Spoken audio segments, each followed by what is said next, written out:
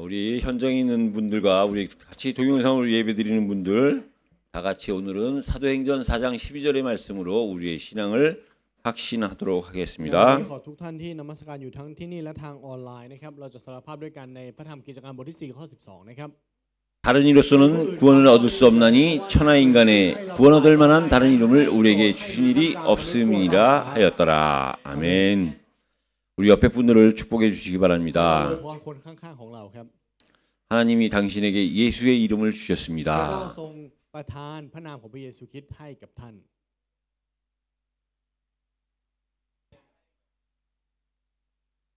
예수라는 이름을 여러 사람들이 갖고 있습니다. มีผู้คนมากมายที่ถือครองพระนามของพระเยซูครับ 근데 그리스도이신 예수님은 한 분입니다. แต่ผู้ที่มีชื่อว่าพระเยซูและทรงเป็นพระคริสต์มีเพียงผู้เดียวครับ 여러분 이 땅에 예수님을 믿지 않는 사람은 ทุก 없습니다. ท่านครับในโลกใบนี้ไม่มีใครที่ไม่ได้เชื่อพระเยซูนะครับ 예수님이 실제적으로 이 땅에 오셨기 때문에 모든 사람들이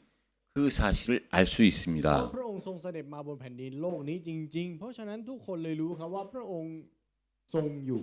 문제는 예수가 그리스도라는 얘기입니다. แต่ประเด็นคือพระเยซูทรงเป็นพระคริสต์ครับ 이 땅에 예수를 그리스도로 믿는 자는 기독교 외에는 없습니다. ผู้ที่เชื่อว่าพระเยซูทรงเป็นพระคริสต์มีแค่คริสเตียนครับ 천주교가 예수를 그리스도로 믿긴 합니다. คาทอลิกก็เชื่อนะครับว่าพระเยซูทรงเป็นพระคริสต์ 근데 그 그리스도만이 오직 유일한 구원자라고 믿지를 แต่ 못합니다. เขาไม่สามารถเชื่อได้ครับว่ามีเพียงแค่พระเยซูคริสต์เท่านั้นที่เป็นพระผู้ช่วยรอด 거기에는 성모 마리아의 도움이 필요로 하다고 합니다. เพราะว่าคาทอลิกเขาพูดกันว่าในนั้นจำเป็นต้องมีการช่วยเหลือของพระแม่มารีด้วย 오직 그리스도로 충분한 것이 기독교고 예수를 믿는 겁니다. การเพียงพอในพระคริสต์และทุกสิ่งทุกอย่างอยู่ในพระคริสต์นั่นแหละครับคริสเตียน 왜냐하면 그 그리스도를 통해서 성부, 성자, 성령 하나님을 믿기 때문에 그렇습니다. เพราะว่าอะไรครับเพราะเราเชื่อพระเจ้าพระบิดาพระบุตรและพระวิญญาณบริสุทธิ์พระเจ้าตรีเอกานุภาพโดยผ่านพระคริสต์ครับ 그 말씀이 ขอให้พระวจนะในวันนี้ 저와 여러분들의 모든 것의 시작이 되어야 됩니다. จะเป็นจุดเริ่มต้นในทุกสิ่งทุกอย่างในชีวิตของเรานะครับ 오늘도 그 예배의 시작이 성삼위일체 하나님으로부터 시작됨을 믿고 승리하시기 และ 바랍니다. ขอให้เรามีชัยชนะและเริ่มต้นการนมัสการนี้โดยที่เริ่มต้นในพระเจ้าตรีเอกานุภาพนะครับทุกท่าน 오늘 제목이 방주와 홍수입니다. หัวข้อในวันนี้คือเรือโนอาห์และน้ำท่วมครับ 그러기 전에 여러분들이요 세 가지를 기억해 주시기 ก่อน 바랍니다. ที่เราจะเข้าสู่เนื้อหานะครับขอให้เราจดจำถึง3สิ่งนี้ 여러분들이 지금까지 살아오면서 ในการดำเนินชีวิตที่ผ่านมาของเรานะครับ 또 지금 살고 계시면서 แล้วตอนนี้เราก็ดำเนินชีวิตอยู่ใช่ไหมครับ 앞으로 살아가시면서 แล้วในการดำเนินชีวิตในอนาคตของเราก็เช่นเดียวกัน 첫 번째 해야 될 것이 뭐냐? สิ่งแรกที่เราจำเป็นที่จะต้องทำนั้นคืออะไร 기억하셔야 เรา 됩니다. ต้องจดจำครับ 기억할 것을 기억하시고 좀 기억하지 말아야 될 것은 지워버리면 됩니다. ในสิ่งที่ควรจะต้องจดจำและลืมในสิ่งที่ไม่ควรจะจดจำครับ 여러분이 이 말씀을 잘 들어보시면요. ถ้าทุกท่านตั้งใจฟังพระวจนะนี้นะครับ 여러분들의 문제가 보일 겁니다. ทุกท่านจะมองเห็นปัญหาของตัวท่านเอง 무엇을 기억해야 되느냐? เราต้องจดจำอะไร 여러분 개인과 여러분의 가정의 창조주가 주인이 되어야 된다는 사실을 기억하시기 เราต้อง 바랍니다. จดจำถึงความจริงนี้คำว่าส่วนตัวของเราและครอบครัวของเราต้องมีพระเจ้าพระผู้สร้างเป็นเจ้านาย 이 사실이 여러분들에게 기억이 된다면 ถ้าความจริงนี้เป็นเรื่องราวที่เราจดจำได้ 여러분과 여러분의 가정에는 문제가 와도 문제가 안 될 겁니다. ส่วนตัวของทุกท่านและครอบครัวของท่าน ถึงแม้ว่าจะมีปัญหาเกิดขึ้น ปัญหาจะไม่เป็นปัญหาครับ 그러나 이 사실이 기억되지 않는다면 여러분들은 늘 문제 가운데 있으실 แต่ 겁니다. กับการถ้าเราลืมในความจริงนี้เราจะอยู่ท่ามกลางปัญหาเสมอครับ 나와 우리 가정의 창조주 하나님이 주인 되셔야 된다는 사실을 반드시 기억하시기 ขอให้ 바랍니다. เราจดจำอย่างชัดเจนครับว่าในตัวเราและในครอบครัวของเรา พระเจ้าพระผู้สร้างนั้นต้องเป็นองค์เจ้านายของเรา 그리고 교회에서 기억할 것이 แล้ว 있습니다. อย่างที่สองครับมีสิ่งที่ครอบครัวจำเป็นที่จะต้องในคริสตจักรจำเป็นที่จะต้องจดจำครับ 우리는 오직 누구를 따라가는 거냐? 부활의 주를 따라가는 겁니다. เราตามใครเราตามในองค์พระผู้เป็นเจ้าผู้ทรงเป็นขึ้นมาจากความตาย 그 부활의 주를 따라간다는 것은 십자가의 주를 따라가는 거요, 승천하신 주를 따라간다는 거요, 재림하실 주를 따라간다는 거예요. การที่เราตามและเชื่อในองค์พระผู้เป็นเจ้าผู้ทรงเป็นขึ้นมาจากความตายนั้นเป็นการบ่งบอกว่าเราเชื่อในพระองค์ผู้ทรงเป็นขึ้นมาจากความตาย ผู้ทรงเสด็จขึ้นสู่สวรรค์และผู้ที่จะทรงเสด็จกลับมาครั้งที่สอง 세상이 절대 이해할 수 없는 그 부활의 주입니다. เป็นองค์พระผู้เป็นเจ้าแห่งการเป็นขึ้นมาจากความตายที่โลกใบนี้ไม่อาจเข้าใจได้ 교회가 세상과 다른 게 있다면 바로 부활의 주에 대한 믿음이 있는 거예요. สิ่งหนึ่งที่คริสตจักรแตกต่างจากโลกนะครับคือเราเชื่อในพระองค์ผู้ทรงเป็นขึ้นมาจากความตาย 우리 교회 전 교인들이 부활의 주를 따라간다면 우리 교회는 어떠한 문제도 문제가 되지 ถ้า 않습니다. คริสตจักรของเราสมาชิกของเราทุกคนนั้นเชื่อในองค์พระผู้เป็นเจ้าผู้ทรงเป็นขึ้นมาจากความตายไม่ว่าจะเจอเหตุการณ์แบบไหนก็ตามคริสตจักรของเราจะไม่ประสบกับปัญหาครับ 교회 안에서 문제가 아닌 것이 문제가 되는 이유가 뭐냐? 부활의 주를 놓치면 그렇습니다. เหตุผลที่คริสตจักรภายในคริสตจักรมีปัญหาก็เพราะว่าเราลืมและสูญเสียความจริงนี้ 그럼 저와 여러분들의 삶의 현장에서는 어떻게 해야 되느냐? งั้นในการดำเนินชีวิตของเราล่ะครับในทุ่งนาที่เราดำเนินชีวิตอยู่เราต้องทำอะไรครับ 개인과 가정에서는 창조주가 주인 되심을 기억하시고 ส่วนตัวและครอบครัวขอให้เราจดจำว่าพระเจ้าองค์พระผู้สร้างนั้นเป็นองค์เจ้านาย 교회에서는 부활의 주와 재림하실 주를 기억하시고 ในคริสตจักรต้องระลึกถึงองค์พระผู้เป็นเจ้าผู้ทรงเป็นขึ้นมาจากความตายและเสด็จกลับมาครั้งที่สอง 여러분들의 삶의 현장에서는 แล้วในการดำเนินชีวิตของเรา 영생의 주를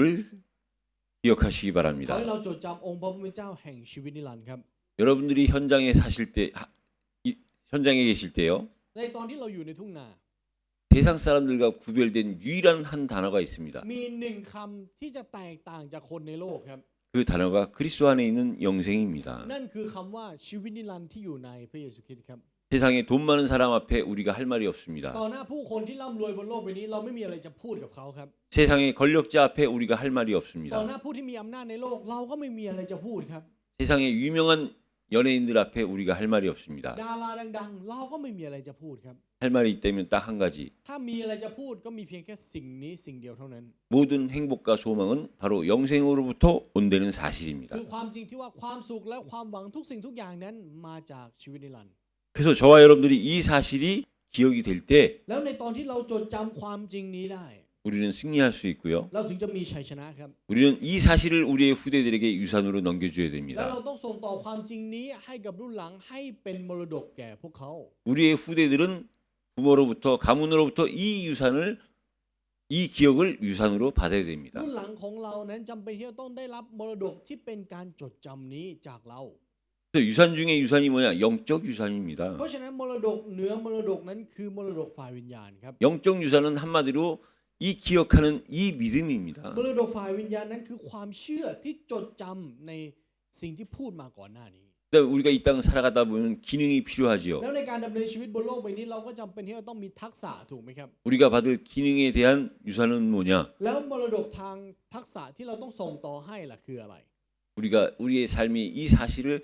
우리의 믿음에 대한 사실을 기억하면서 사는 겁니다. คือการดำเนินชีวิตที่จดจำถึงความเชื่อครับ 여러분 이 세상의 기능 중에 가장 뛰어난 기능이 뭐냐? ทุกท่านครับทักษะที่สูงที่สุดในโลกใบนี้คืออะไรทราบไหมครับ 곧 우리 자신을 아는 คือ 겁니다. การที่เรารู้จักตัวเราเองครับ 우리 자신을 안 되는 것은 그리스도를 아는 거요, 하나님을 아는 การ 겁니다. ที่เรารู้จักตัวเราเองนั่นหมายความว่าเรารู้จักพระคริสต์และเรารู้จักพระเจ้า 이 땅에 이 기능보다 더 뛰어난 기능은 เพ 없습니다. ราะในโลกนี้ไม่มีทักษะไหนที่ยิ่งใหญ่ไปกว่านี้แล้วครับ 그래서 우리는 날마다 이 사실을 기억으로 삼아 유산으로 날마다 기억하면서 유산으로 남겨줘야 เพ 됩니다. ราะฉะนั้นสิ่งนี้คือสิ่งที่เราจำเป็นที่จะต้องจดจำในทุกๆวันและส่งต่อให้เป็นมรดกในทุกๆวันครับ 그래서 우리가 먼저 그리고 우리의 후대들이 증인이 돼야 됩니다. เพราะฉะนั้นเราจึงต้องเป็นพยานก่อน แล้วโดยผ่านเรารุ่นหลังของเราจะต้องเป็นพยานครับ 어떤 증인이냐? เป็นพยานแบบไหน 부모보다 나은 삶의 증인이 돼야 됩니다. เป็นพยานที่มีชีวิตการดำเนินชีวิตที่ดีกว่าพ่อแม่ของเขาครับ 우리의 후대들은요, 우리의 부모보다 더 나은 삶의 증인이 돼야 รุ่น 돼요. หลังของเราจำเป็นที่จะต้องมีการดำเนินชีวิตที่ดียิ่งกว่าเราที่เป็นพ่อแม่ครับ 또 우리를 가르쳐 주시는 선생님들, และเราครูที่สอนเรา 그들이 갖고 있는 기능보다 더 뛰어난 전문성이 있어야 돼요. เราต้องมีความเชี่ยวชาญที่สูงมากยิ่งกว่าเราครูและอาจารย์ของเรา 그리고 저와 여러분들은요, แล้วสำหรับเรานะครับ 여러분들에게 영적인 힘을 줄 수 있는 목사들보다 더 뛰어난 수준의 영적인 수준을 갖춰야 됩니다. เราต้องมีระดับฝ่ายจิตวิญญาณที่ดียิ่งกว่าใหญ่ยิ่งกว่าเสียพิบาลที่ให้กำลังแก่เราในตอนนี้ 또 여러분들은 가정에서, 현장에서, 교회에서 증인이 돼야 เพ 됩니다. ราะฉะนั้นใน ส่วนตัวครอบครัวคริสตจักรและในทุ่งนา 예, เรา 그 ต้องเป็นพยานครับ 이 사실을 오늘 본문의 말씀을 가지고 우리가 적용을 하면요. แล้วถ้าเราเอาความจริงนี้มาเข้าสู่เนื้อหาในวันนี้นะครับ 첫 번째 뭐냐? ในข้อที่หนึ่งครับ 사람들은 누구든지 노아 시대 때 모든 사람들이 방주로 들어가야 됩니다. ในยุคสมัยของโนอาห์นั้นคนทุกคนจำเป็นที่จะต้องเข้าไปในเรือครับ 그 방주는 그리스도의 그림자요 그리스도의 예표입니다. เพราะเรือนั้นเป็นหมายบ่งบอกถึงพระเยซูคริสต์ 그래서 이 땅의 모든 사람들은 그리스도 안으로 들어가야 됩니다. เพราะฉะนั้นมนุษย์บนแผ่นดินโลกนี้ทุกคนจำเป็นต้องเข้าไปอยู่ในพระคริสต์ครับ 우리가 지난주까지 방주를 만드는 거에 대해서 말씀을 ใน 나눴습니다. สัปดาห์ที่ผ่านมาเราคุยถึงการสร้างเรือ 이제 오늘은 그 방주에 들어가야 된다는 겁니다. วันนี้เราต้องเข้าเรือแล้วครับ 그 방주에 누가 들어갔습니까? แล้วใครเป็นคนที่เข้าไปในเรือนั้นครับ 너와 내 온 집. เจ้าและครัวเรือนทั้งหมดของเจ้า 나만 들어가는 것이 아니라 우리 가정이 같이 노아의 방주 속으로 들어가야 됩니다. ไม่ใช่แค่ตัวเราเท่านั้นครับที่เข้าไปอยู่ในเรือ แต่ทั้งครอบครัวและครัวเรือนของเราก็ต้องเข้าไปอยู่ในนั้นด้วย 그래서 우리 개인이 가정이 และ 방주에 들어간 그것이 바로 복입니다. การที่เราส่วนตัวและครอบครัวของเราเข้าไปอยู่ในเรือนั้นได้นั่นแหละครับพระพร 근데 그 방주로 들어간 시작은요. แต่จุดเริ่มต้นในการเข้าไปนี้นะครับ 실패와 죽음과 사명을 깨달은 노아 한 사람으로부터 시작된 거예요. เริ่มต้นจากโนอาห์หนึ่งคนที่ตระหนักในการล้มเหลวความตายและหน้าที่ครับ 결국 그 사실은 역사가 증거하는 และ 겁니다. ความจริงนี้ประวัติศาสตร์รับรอง 그 노아와 노아 가정만이 들어간 것이 아니라 동물들의 모든 동물이 들어간 거예요. แล้วไม่ได้มีเพียงแค่ตัวโนอาห์และครอบครัวของเขาครับที่เข้าไปในเรือ แต่มีเหล่าสัตว์ตามชนิดของมันเข้าไปด้วย 여러분 당시에 생존했던 살아있던 동물들이 방주에 들어간다. ทุกท่านครับในยุคสมัยนั้นสัตว์ที่มีชีวิตอยู่ต้องเข้าไปอยู่ในเรือ 충분히 들어갈 수 있다고 과학적으로 증명이 된 겁니다. วิทยาศาสตร์รับรองนะครับว่าสามารถเข้าไปได้ครบ 3층으로 만들어진 방주는요. เรือโนอาห์ที่ถูกสร้างเป็น3ชั้น 당시에 동물과 새를 전부 다 들어갈 수 있게끔 그런 크기라고 과학적으로 증명이 됐어요. หมายความว่ามันใหญ่มากพอที่จะใส่สัตว์ทุกชนิดเข้าไปในนั้น 아니 코끼리처럼 그렇게 큰 동물, อาจจะมีคนตั้งคำถามเขาแล้วช้างล่ะ 사자, 호랑이들도 있는데 그 많은 동물들이 들어갈 수 เสือ 있느냐? ล่ะมันตัวใหญ่ขนาดนั้นแล้วมันจะไปใส่ครบได้ยังไง 들어갔지요. ใส่เข้าไปได้ครับ 여러분들이 생각하는 그 큰 코끼리가 들어간 게 아니라 새끼 코끼리가 เพ 들어간 ราะไม่ใช่ 겁니다. ช้างตัวโตครับแต่เป็นลูกช้าง 여러분 돼지가요. 아주 큰 돼지는 그렇지만 아주 새끼 돼지는요 조그마고 아주 ทุก 귀여워요. ท่านครับหมูนะครับที่เรารู้จักเนี่ยมันจะตัวใหญ่อ้วนถูกไหมครับ แต่ว่าจริงๆตอนที่มันเป็นลูกเนี่ยมันจะเป็นตัวเล็กๆน่ารักมากนะครับ 하나님이 방주로 들어갔다고 말씀하셨을 땐 그 말씀에 대한 책임을 지시는 겁니다. เพราะว่าพระเจ้าตัดแล้วพระเจ้าก็จะรับผิดชอบในสิ่งที่พระองค์พูด 그러면서 또한 중요한 것은요. และอีกอย่างหนึ่งที่สำคัญนะครับ 하나님이 아담에게 동물들의 이름을 지어주게 한 것처럼 เหมือนกับที่พระเจ้าสั่งให้อาดัมตั้งชื่อสัตว์ 이제 노아에게는 그 아담을 뛰어넘어서 แต่กับโนอาห์ครับพระเจ้าให้มิชชั่นที่มากยิ่งกว่านั้น 그 동물들을 방주 안에서 먹이고 살려야 되는 คื 겁니다. อการดูแลและให้เลี้ยงดูสัตว์เหล่านั้นในเรือ 하나님이 노아에게 그 책임을 지게 하신 เพ 거죠. ราะฉะนั้นพระเจ้าจึงให้โนอาห์รับผิดชอบชีวิตของสัตว์เหล่านั้นครับ 근데 오늘 본문의 말씀에서 성경은 뭐라고 말씀하시냐? 노아가 다 준행하였더라. และถ้าเราดูในพระคัมภีร์ในวันนี้ที่เราอ่านไปนะครับก็เขียนไว้ว่าโนอาห์ก็ทำตามทุกประการ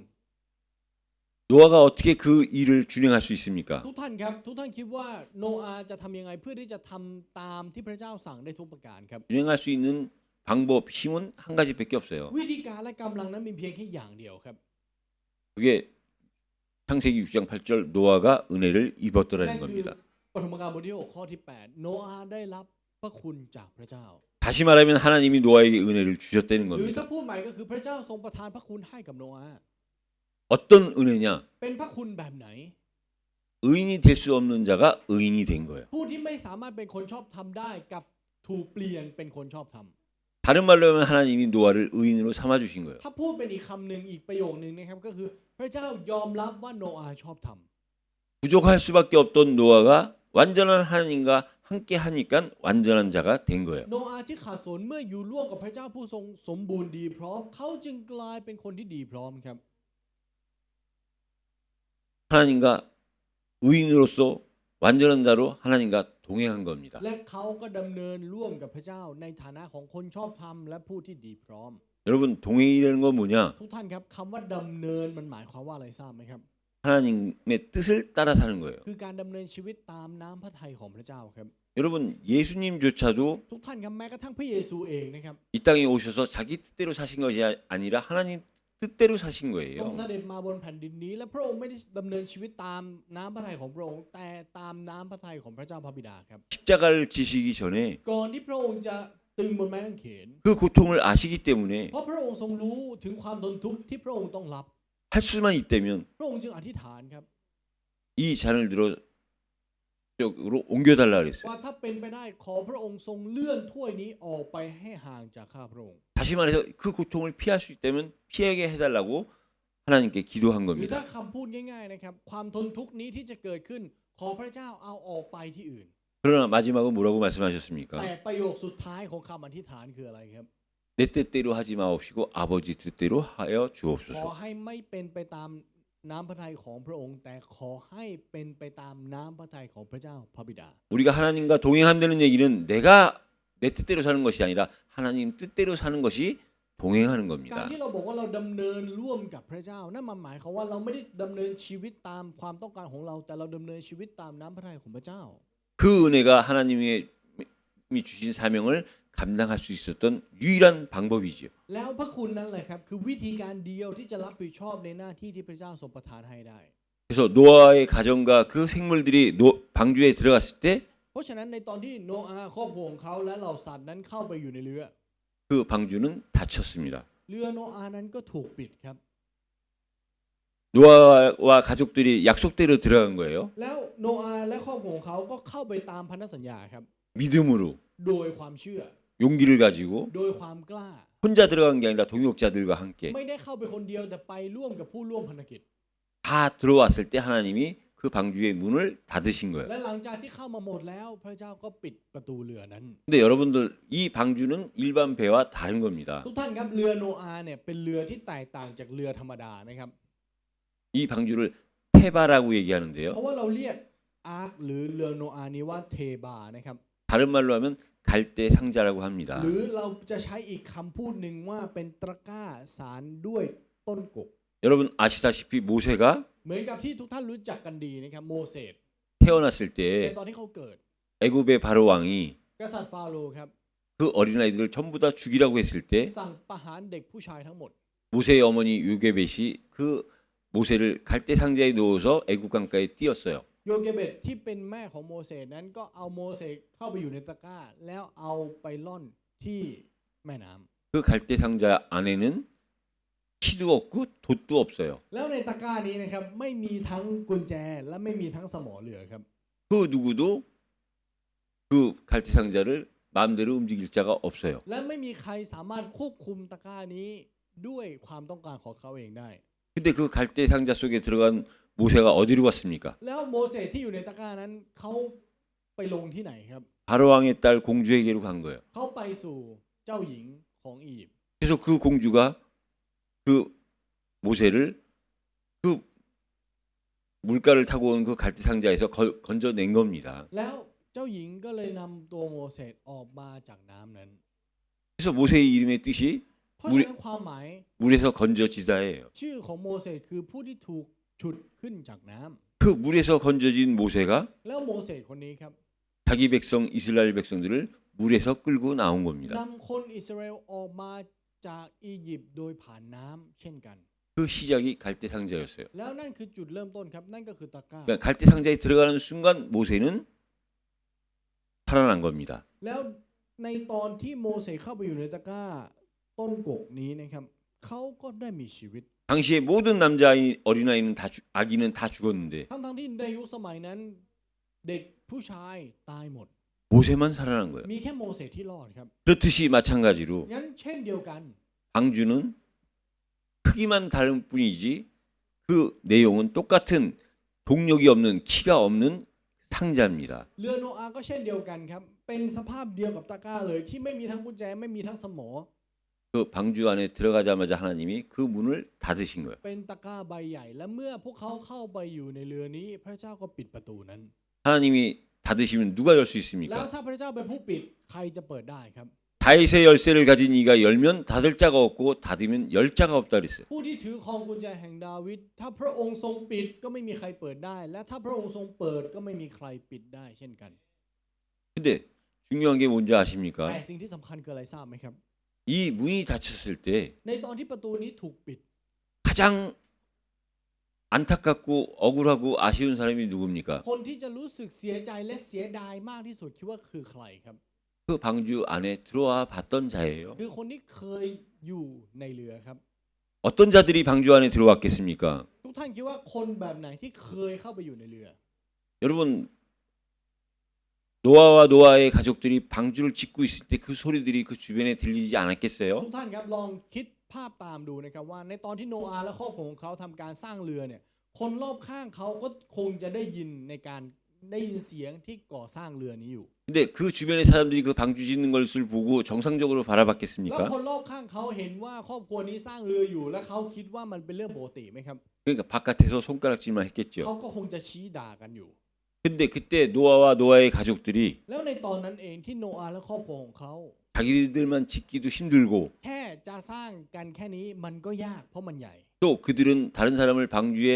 들어오게끔 하기 위한 사명이 있잖아요. และพวกเขาก็มีหน้าที่ที่อยากจะให้คนอื่นเข้ามาอยู่ในเรือพร้อมกับพวกเขาด้วยเช่นกันถูกไหมครับ 그래서 분명히 돈을 줘가면서 사람들을 불러서 같이 만들었을 거예요. เขาก็คงจะใช้วิธีการจ้างงานคนอื่นและเพื่อที่จะมาสร้างด้วยกัน 우리 교회에서도 ในคริสตจักรของเราครับ 지금 그 일을 똑같이 하고 있잖아요. ก็ทำแบบนั้นอยู่ 토요일마다 ในทุกวันเสาร์ 아이들이 많이 올 수 있도록 เพื่อที่จะให้เด็กๆสามารถที่จะเข้ามาได้ 당연히 말씀도 แน่ 전하지만 นอนว่าเราให้พระวจนะกับเขาด้วย 간식거리도 แต่หา 준비하잖아요. ของกินให้เขากินด้วย 마찬가지죠. เช่นเดียวกันเลยครับ 노아가 복음을 전하기 위해서 เพื่อที่จะประกาศข่าวประเสริฐโนอาห์นั้น 돈을 줘가면서 일부러라도 일을 시킨 เขา 겁니다. ยอมที่จะจ้างคนอื่น เพื่อการประกาศข่าวประเสริฐ 그래서 반드시 분명히 방주 안에 들어온 사람도 있었을 거예요. เพราะฉะนั้นมันเป็นเรื่องที่แน่นอนที่ในการสร้างภายในเขาก็ต้องเคยขึ้นมาในเรือ 그러나 그들은 방주의 비밀을 모르기 때문에 แต่เนื่องจากพวกเขาไม่รู้จักความล้ำลึกของเรือนี้ 참여만 했지 그 안에 남지 않은 겁니다. เขาแค่เข้าร่วมเขาไม่ได้หลงเหลืออยู่ครับ 그 방주의 문이 닫혔을 때 แล้วในเวลานั้นที่ประตูเรือนั้นถูกปิด 그리고 좀 이따 얘기하겠지만 홍수가 내릴 때 แล้วเดี๋ยวก็จะพูดในตอนบทสรุปนะครับว่า แล้วในตอนที่น้ำมันตกฝนมันเริ่มตก 그 홍수에 떠내려가면서 얼마나 แล้ว 억울해했겠습니까? ในตอนที่น้ำท่วมแล้ว แล้วพวกเขาถูกพัดไปด้วยน้ำท่วมเขาจะรู้สึกเสียดายขนาดไหน 방주에 들어간 노아와 그 생물들은요 모든 것을 하나님께 맡긴 거예요. ผู้ที่เข้าไปอยู่ในเรืออย่างโนอาห์และครอบครัวของเขานั่นหมายความว่าเขามอบฝากทุกสิ่งทุกอย่างในชีวิตของเขาไว้กับพระเจ้าครับ 그래서 여러분 노아의 방주와 들어가고 닫힌 거에 대해서 여러분 이 속에서 뭘 배워야 되느냐? เพราะฉะนั้นในการที่เข้าไปในเรือการที่ประตูนี้ถูกปิดเราต้องเรียนรู้อะไร 첫째는 믿음이지요. อย่างแรกคือความเชื่อครับ 첫째는 관계입니다. อย่างแรกคือความสัมพันธ์ครับ 여러분 믿음은 뭐냐? ทุกท่านครับความเชื่อคืออะไร 맡기는 거예요. ความเชื่อคือการมอบฝากครับ 노아가 하나님을 믿었어요. โนอาห์เชื่อพระเจ้า 노아가 하나님을 믿으니까 하나님이 노아를 또 믿었어요. และเพราะโนอาห์เชื่อพระเจ้า พระเจ้าก็เชื่อใจโนอาห์เช่นกัน 믿음은 상호 관계입니다. ความเชื่อมันต้องซึ่งกันและกันครับทุกท่าน 나만 믿는 믿음은 믿음이 ความ 아니에요. เชื่อที่เราเชื่อคนเดียวมันไม่เรียกว่าความเชื่อครับ 내가 하나님을 믿을 때 그 ในตอนที่เราเชื่อพระเจ้า 믿음을 보시고 하나님이 나를 믿어 주시는 พระ 겁니다. เจ้าทรงมองเห็นความเชื่อนั้น และพระองค์ทรงเชื่อใจเรานั่นแหละคือความเชื่อ 노아는 은혜를 받고 하나님을 믿었고요. โนอาห์ได้รับพระคุณจากพระเจ้าและเขาก็เชื่อพระเจ้าครับ 하나님은 믿음으로 노아에게 방주를 만들려는 사명을 주셨어요. และโดยผ่านการที่พระเจ้าทรงเชื่อใจโนอาห์พระเจ้าทรงให้หน้าที่กับเขาในการสร้างเรือ 감히 노아가 하나님과 믿고 믿는 관계가 된 거예요. มันกลายเป็นว่าความสัมพันธ์ระหว่างโนอาห์และพระเจ้าเป็นความสัมพันธ์ที่เชื่อซึ่งกันและกันครับ 저와 여러분들이 하나님을 믿을 때 하나님은 반드시 우리를 믿어 주시는 ใน 겁니다. ตอนที่เราเชื่อพระเจ้าก็เช่นเดียวกันครับพระเจ้าจะทรงเชื่อใจเรา 그 믿음으로 말미암아 그 관계로 말미암아 그 믿음이 우리한테까지 전달된 และโดยผ่าน 거예요. ความเชื่อโดยผ่านความสัมพันธ์นั้น ความเชื่อนี้จึงมาถึงเราในยุคสมัยนี้ 그리고 오늘 본문에 보니까 결국은 홍수가 내려집니다. แล้วพอมาดูในเนื้อหาในวันนี้ครับพระเจ้าก็ทรงทำให้น้ำท่วมเกิดขึ้นครับ 노아가 600세 되던 해 ในปีที่โนอาห์อายุ 600 ปี 홍수가 내렸어요. ก็เกิดน้ำท่วมครับ 근데 노아와 노아의 가족들이 배에 들어간 후에 바로 내린 것이 아니라 7일 후에 비가 내렸어요. แล้วมันไม่ใช่ว่าพอครอบครัวของโนอาห์และตัวโนอาห์เองขึ้นเรือแล้วพระเจ้าปิดและน้ำท่วมทันทีเลยไม่ใช่ครับหลังจากนั้น7 วันครับ 다시 말하면 방주를 만들고 방주 안에 있음에도 불구하고 내린다는 홍수가 일주일까지 동안은 안 내린 นั่น 거예요. หมายความว่าพระเจ้าบอกแล้วว่าจะทำให้น้ำท่วม แต่เมื่อพวกเขาเข้าไปในเรือ พระเจ้าก็ไม่ทำให้เกิดอะไรขึ้น7 วัน 왜 그렇습니까? รู้ไหมครับว่าทำไม 하나님이요 พระเจ้านะครับ 믿지 않는 자들을 위해서 기다려 주신 ทรง 거예요. รอคอยเหล่าผู้ไม่เชื่อครับ 7일 동안 회개하고 돌아올 수 있는 기간을 주신 ให้ 거예요. โอกาสที่พวกเขาจะสามารถกลับใจมาหาพระเจ้าได้ตลอด7 วัน 그 기다려 주신 7일이 지난 후에 40일 낮과 밤을 가리지 않고 비가 온 것이 아니라 쏟아졌다고 표현합니다. และหลังจากนั้นครับหลังจากที่ผ่านไปแล้ว7 วันพระองค์ทรงปิดประตู และให้ฝนตกเกิดขึ้น40 วัน40 คืน 다시 말하면 그 기다림이 끝났을 때 하나님은 심판하신 거지요. นั่นหมายความว่าเมื่อการรอคอยของพระเจ้าจบลงแล้วการพิพากษาของพระเจ้าจะเริ่มต้นขึ้น 여러분 심판하셨다는 것은 ทุกท่านครับการที่บอกว่าพระเจ้าทรงพิพากษา 구원이 있다는 นั่น 겁니다. หมายความว่าต้องมีความรอดด้วยครับ 구원이 있기 때문에 심판이 있는 거예요. เพราะมีความรอดจึงมีการพิพากษา 먼저 하나님은 노아와 노아의 가정을 먼저 구원하시고 심판하신 거예요. พระเจ้าทรงให้ความรอดกับครอบครัวของเขาและตัวโนอาห์เอง และหลังจากนั้นพระเจ้าจึงเริ่มการพิพากษาครับ 그래서 심판이 먼저가 아니라 구원이 เพราะ 먼저입니다. ฉะนั้นสำหรับพระเจ้าแล้วการพิพากษาไม่ได้มาก่อน แต่ความรอดมาก่อนเสมอครับ 결국은 노아의 가족들과 그 동물들만 결국 방주 안에 남은 자들만 남은 겁니다. แล้วผลสรุปแล้วผู้ที่เหลือรอดก็มีเพียงแค่โนอาห์ครอบครัวของเขาและเหล่าสัตว์ที่อยู่บนเรือ 나머지는 다 이 홍수에 쓸려 내려간 거지요. ที่เหลือก็ถูกพัดไปด้วยน้ำท่วม 근데 오늘 읽지는 않았지만 16절에서 22절까지 보면요. แต่วันนี้นะครับเนื้อหาที่เรายังไม่ได้อ่านนะครับในข้อที่16ถึง22 홍수가 계속 내릴수록에 ถ้าเราดูนะครับยิ่งฝนตกมากขึ้น และน้ำท่วมมันแรงขึ้นขนาดไหน 방주는 더 높이 올라간 거예요. เรือก็ถูกยกขึ้นสูงขนาดนั้น 결국은 물이 높이 그 홍수의 높이가 계속 높아졌다는 겁니다. ก็หมายความว่าระดับของน้ำท่วมนั้นมันสูงขึ้นเรื่อยๆเรื่อยๆเรื่อยๆครับ 그 얘기는 뭐냐면요. แล้วมันหมายความว่าอะไรทราบไหมครับ 홍수가 내리고 심판이 내리면 เมื่อมีการน้ำท่วมมีการพิพากษาของพระเจ้าเกิดขึ้น 아무리 많은 것을 가진 부자도 ไม่ว่าจะเป็นคนที่ร่ำรวยที่ถือครองเยอะขนาดไหนก็ตาม 아무리 높은 권력을 가진 หรือเป็น 자도 ผู้ที่มีอำนาจสูงสุดในโลกก็ตาม 그 홍수에는 그 심판에서는 빠져나올 수 있는 길이 없다는 ก็ไม่มี 겁니다. ทางที่จะออกมาจากน้ำท่วมนั้นและการพิพากษาของพระเจ้าได้ 아무리 높은 사람이라도 그 홍수 앞에는 결국 심판받을 수밖에 없다는 ไม่ 겁니다. ว่าจะสูงขนาดไหนยิ่งใหญ่ขนาดไหนต่อหน้าการพิพากษาของพระเจ้าเขาไม่สามารถหลบหนีได้ครับ 그래서 오늘 그 마지막 읽지는 않았는데요. 22절 마지막 절을 보면요. และถ้าเราดูในข้อสุดท้ายในข้อที่22นะ 아, ครับ 24절입니다. 24นะครับ 24절에 보면 물에 150일 동안 물이 홍수가 넘쳤더라 그랬어요. เขียนไว้ว่าล้นจนเต็มแผ่นดินตลอด150 วันน้ำท่วมแผ่นดินอยู่ถึง150 วัน 여러분들은 홍수를 체험해 보셨나요? ทุกท่านเคยมีประสบการณ์กับการน้ำท่วมไหมครับ 아마 살면서 나이 드신 분들은 여러 번 체험해 보신 적이 있으실 ผู้ที่อา 거예요. ยุเยอะน่าจะมีประสบการณ์หลายครั้ง 홍수는 น้ำท่วมนะครับ 다시 말해서 홍수가 크면 클수록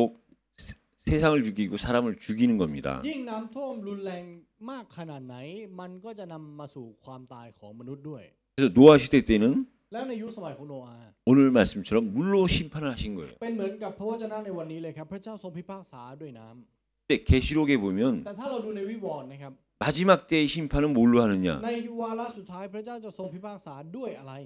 불로 합니다. ด้วยไฟครับ 물로 할 때는 심판 홍수로 하시고 ในตอนที่พระเจ้าใช้น้ำในการพิพากษาก็ใช้น้ำท่วม 불로 심판하실 땐 그냥 물이 아닌 지옥 불로 ใน 심판하십니다. ตอนที่พระเจ้าทรงพิพากษาด้วยไฟก็ไม่ใช่ไฟทั่วไปแต่เป็นไฟนรก 하나님은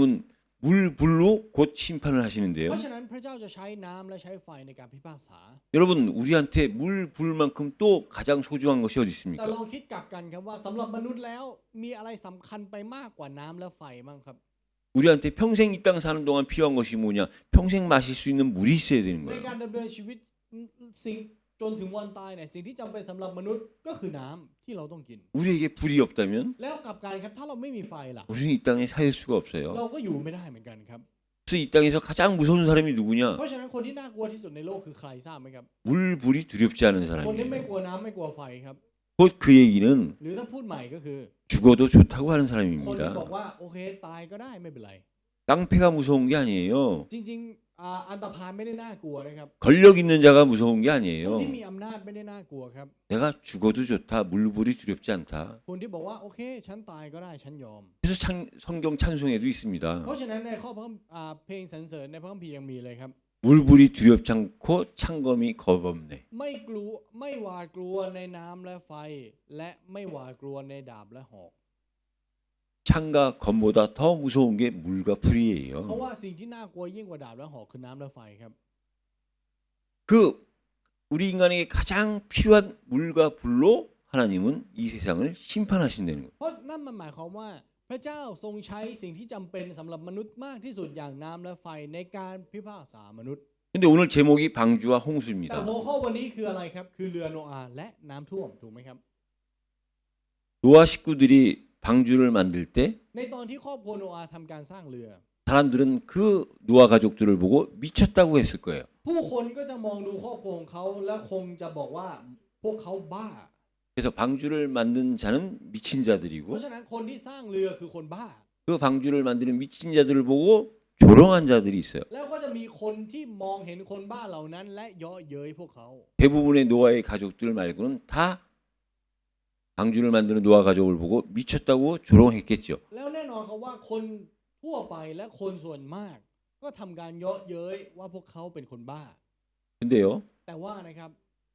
방주 안에 들어간 자에게는 สำหรับผู้ที่เข้ามาอยู่ในเรือแล้ว 또 방주 바깥에 있는 자에게는 และสำหรับผู้ที่อยู่นอกเรือ 똑같은 홍수인데 다릅니다. เป็นน้ำท่วมเหมือนกันนะครับแต่แตกต่างครับ 방주 바깥에 내리는 자들에게 그 홍수는요 น้ำท่วมสำหรับคนที่อยู่นอกเรือนะครับ 멸망이고 คือ 지옥이었어요. ความพินาศและเป็นนรกครับ 네, 방주 안에 들어와 있는 자에게는요 แต่สำหรับผู้ที่อยู่ในเรือ 그건 세례였습니다. การที่น้ำท่วมที่พระเจ้าทรงให้นั้นมันคือการปฏิสมาครับ 하나님의 은혜가 아니면 똑같이 방주 바깥에 있던 사람들과 죽을 수밖에 없었던 죽어야 되는 노아와 노아의 가족들이 โนอาห์และครอบครัวของโนอาห์ที่ถ้าไม่ใช่พระคุณของพระเจ้าเขาก็ต้องตายเหมือนกับคนที่อยู่นอกเรือนั้น 방주 안에서 겪은 홍수는 แต่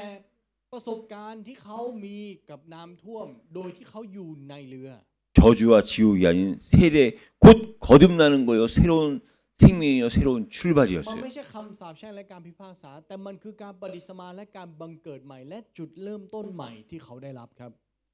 나중에 나오겠지만 그 모든 것이 다 노아의 가족들의 것이었어요. แล้วเดี๋ยวจะพูดภายหลังนะครับ แต่ทุกสิ่งทุกอย่างในโลกนี้กลายเป็นของโนอาห์ครับ 홍수가 많이 넘치면 넘칠수록 ยิ่งน้ำท่วมเกิดขึ้นหนักขนาดไหน 그 방주는 더 높이 올라갔어요. เรือนั้นก็ถูกยกให้สูงยิ่งขึ้น 다시 말해서 เดี๋ยวถ้าพูดใหม่นะครับ 홍수를 피해서 방주를 만들었는데 เขาอยากจะหลบหนีน้ำท่วมเลยสร้างเรือ 그 홍수 때문에 방주의 높이는 더 높이 올라간 거예요. แต่เพราะการน้ำท่วมนั้นจึงทำให้เรืออยู่สูงมากขึ้น 저와 여러분들이 진짜 세례의 의미를 안 되면 ทุกท่านครับถ้าเราเข้าใจความหมายของการปฏิสมาจริง 그 세례의 의미처럼 그리스도를 통해서 거듭난 사실이 진짜 믿어진다면 และเราเชื่อได้จริงๆ โดยผ่านการปฏิสมานี้ว่า เราได้รับการบังเกิดใหม่โดยพระคริสต์จริง 저와 여러분들에게는 홍수가 아닌 세례가 되는 ๆสำหรับ 겁니다. เราแล้วน้ำท่วมจะไม่ใช่น้ำท่วมอีกต่อไป แต่จะเป็นการปฏิสมาของเราครับ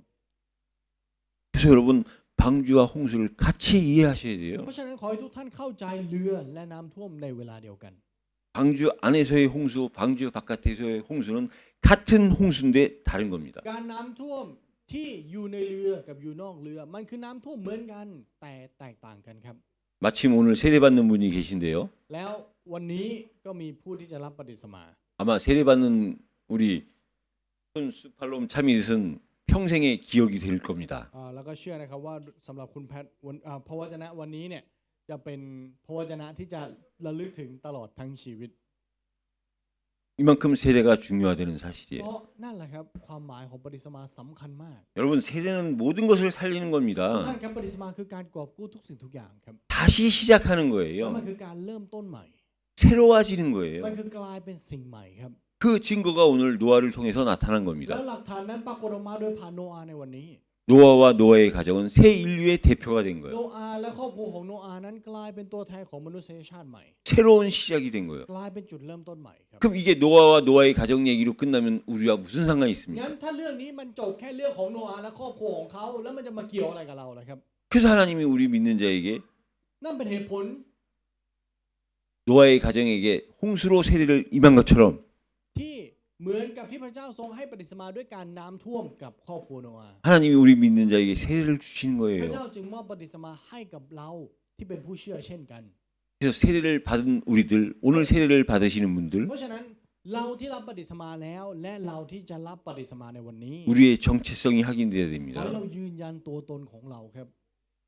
우리는 거듭난 자예요. ว่าเราเป็นผู้ที่ได้รับการบังเกิดใหม่ 날마다 그 세례를 기억하면서 แล้วในทุกๆวันขอให้เราระลึกถึงการบัพติศมาที่เราได้รับครับ 우리는 날마다 새롭게 살아야 되는 แล้ว 자들입니다. เราเป็นผู้ที่ต้องดำเนินชีวิตใหม่ในทุกๆวัน 그 날마다 새롭게 사는 방법이 뭐냐? แล้ววิธีการที่เราจะมีชีวิตใหม่ในแต่ละวัน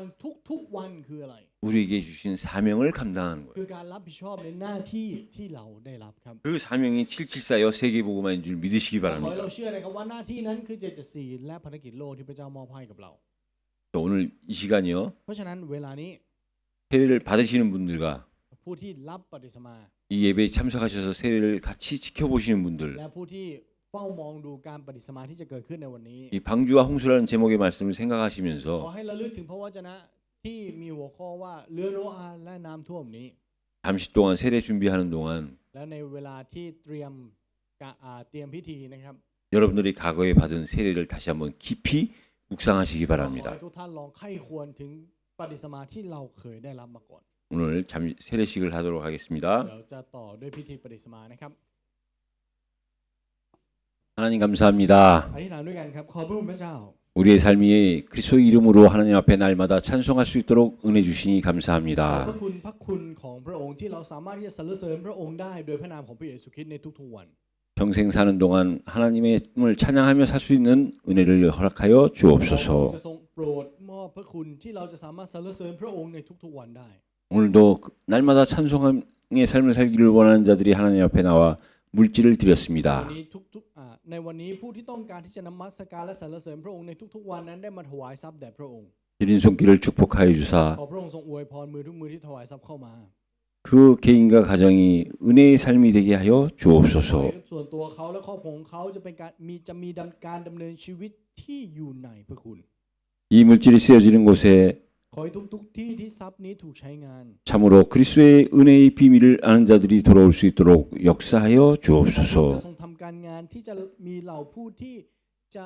กลับใจกลับมาหาพระเยซูคริสต์